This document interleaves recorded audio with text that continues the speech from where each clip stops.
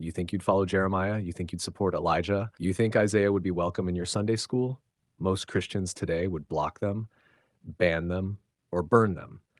Because the real prophets weren't gentle. They weren't polished. They didn't ask for permission. They offended kings, shattered idols, called down fire, and spoke the words of God without flinching. Luke 6:26 says, "Woe unto you, when all men shall speak well of you, for so did their fathers to the false prophets." So ask yourself, if Jesus himself was hated, betrayed, and killed, why do so many modern preachers get standing ovations?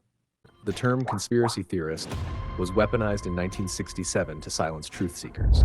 Now the same media that lied about MK Ultra, Tuskegee, and mass surveillance wants you to mock anyone who asks questions. Wake up. This isn't a theory. This is rock solid TV. And I already know this one's going to ruffle some feathers. Isaiah, the naked truth. At the same time spake the Lord by Isaiah the son of Amos, saying, Go and loose the sackcloth from off thy loins, and put off thy shoe from thy foot. And he did so, walking naked and barefoot. 3, and the Lord said, Like as my servant Isaiah hath walked naked and barefoot 3 years for a sign and wonder upon Egypt and upon Ethiopia, so shall the king of Assyria lead away the Egyptians prisoners and the Ethiopians captives, young and old, naked and barefoot, even with their buttocks uncovered, to the shame of Egypt. Isaiah, the poet, the prophet, walked naked for 3 years. Why? To give Israel a living warning that Egypt and Ethiopia would be taken away, stripped and shamed. Can you imagine a modern church inviting Isaiah to speak? He'd be laughed off the live stream, flagged on Facebook, labeled insane, or worse, inappropriate. But God didn't care about your comfort. He cared about truth that pierced the soul. Jeremiah, they call him the weeping prophet. But Jeremiah wasn't soft. He was relentless. He preached judgment, not revival. He prophesied destruction, not comfort. He wrote Lamentations, not your best life now. Jeremiah 20, verse 7-9.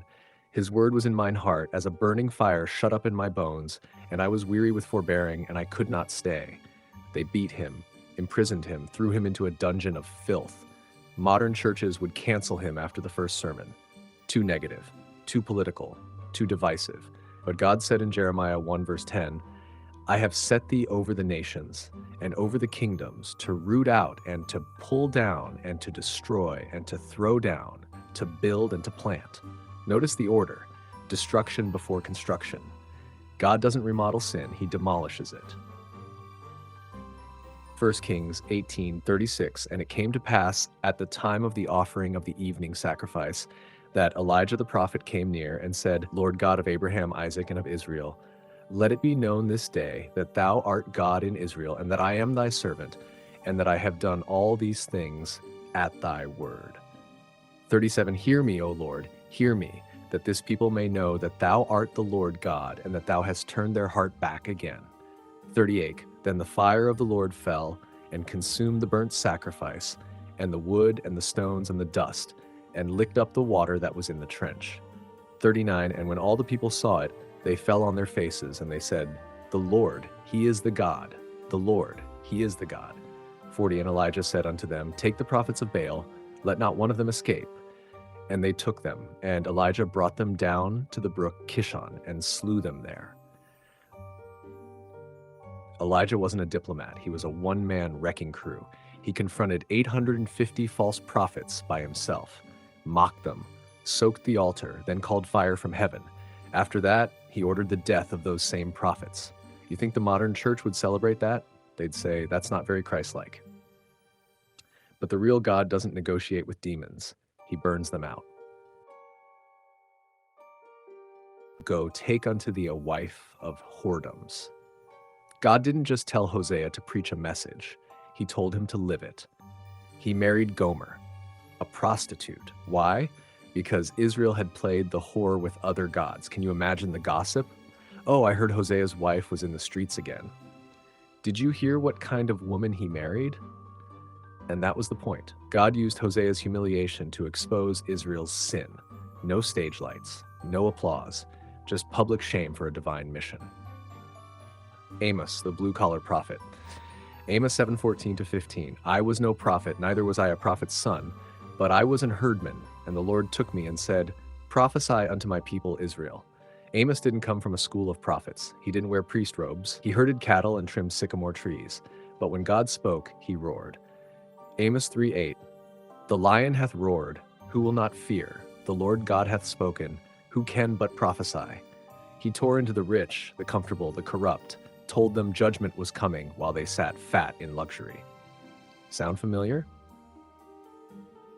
Why today's church would reject them all? Because modern Christians want pastors, not prophets. They want therapists, not truth tellers. They want sermons that stroke the flesh, not swords that pierce it.